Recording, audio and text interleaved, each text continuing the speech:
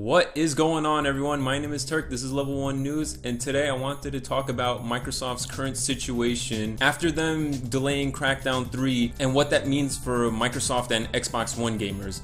Now, I'm not going to sit here and rant about how screwed Microsoft is and how the Xbox One is done. I'm not going to get into all of that, really. What I want to talk about is the reason why Crackdown 3 was delayed. So just to talk about Crackdown 3 just a little bit, it was announced like 2 or 3 years ago now, and at E3 2017, this past E3, Microsoft showed off Crackdown 3 and it did not look impressive at all. In fact, almost every gaming site was just talking about how it didn't look very interesting, it didn't look impressive. For some reason, Microsoft didn't even show that much of it. You know, they showed off games like Assassin's Creed Origins for way more than they did Crackdown 3 at their own, press conference. It's a really weird situation, and a lot of people are thinking because of that reaction from E3, they decided to just delay it and put some extra polish on it, make sure that it's a really good game for 2018, right?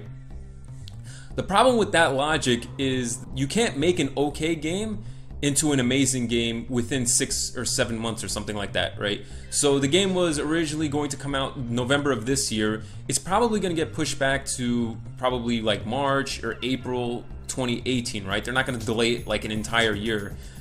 So in that time frame, you can't really add that much to a game. All you could do is make sure there aren't any bugs and maybe add a little bit of extra content here and there, but they're not going to make a brand new game engine. They're not going to make like an entire new map or an entire new scenario for you to play through.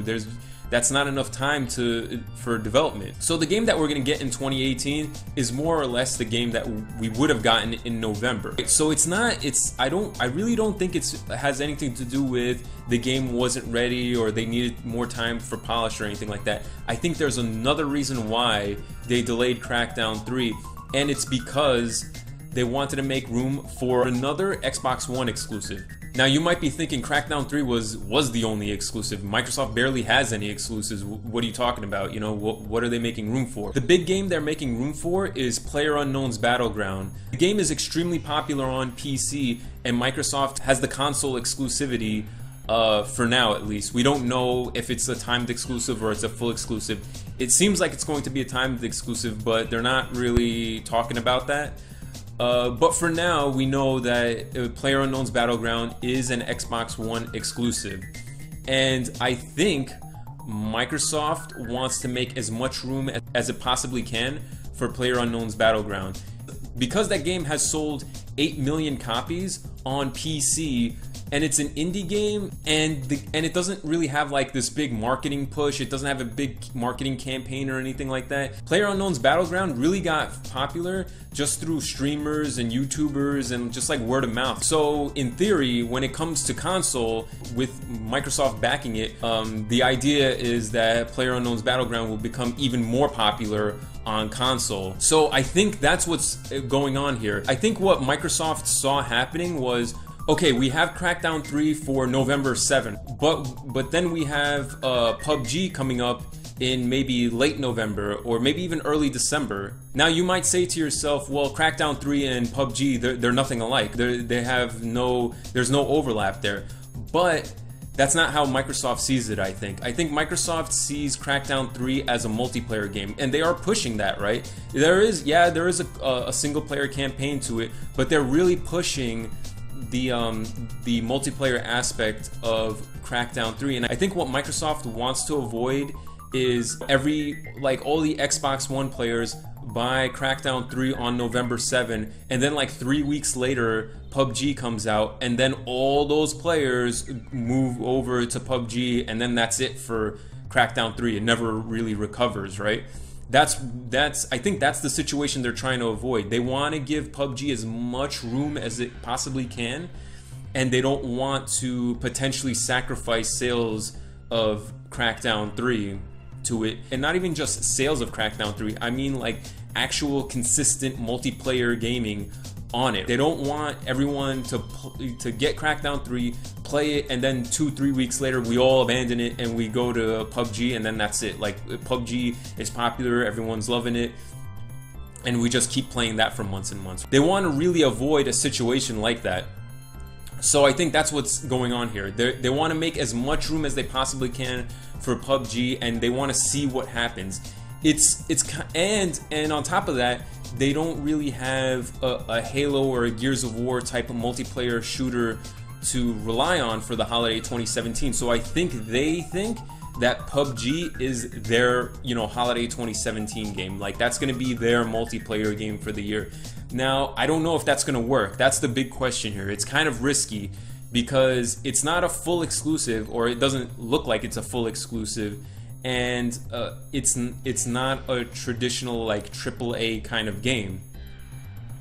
But I think that's what Microsoft is betting on right now. I think Microsoft is really betting on the fact that PUBG is going to become extremely popular on Xbox One. And the game already has sold 8 million copies on PC, and that's just on PC. That's really good for a PC game, and especially for a $30 PC game that's not a big AAA kind of game.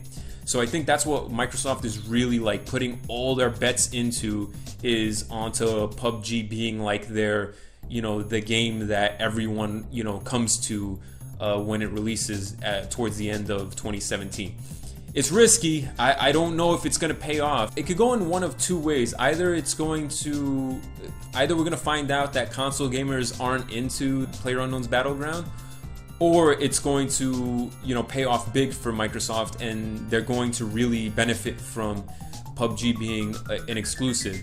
Now again, we don't know how much of an exclusive this is. If we find out, like, let's just say PUBG comes out in November of 2017, and we find out that the PS4 version is in February, then they're not gonna really benefit from that. But if we find out that PUBG isn't coming to PS4 for a year, and on top of that it becomes a hit on Xbox One, then that's a big win for Microsoft.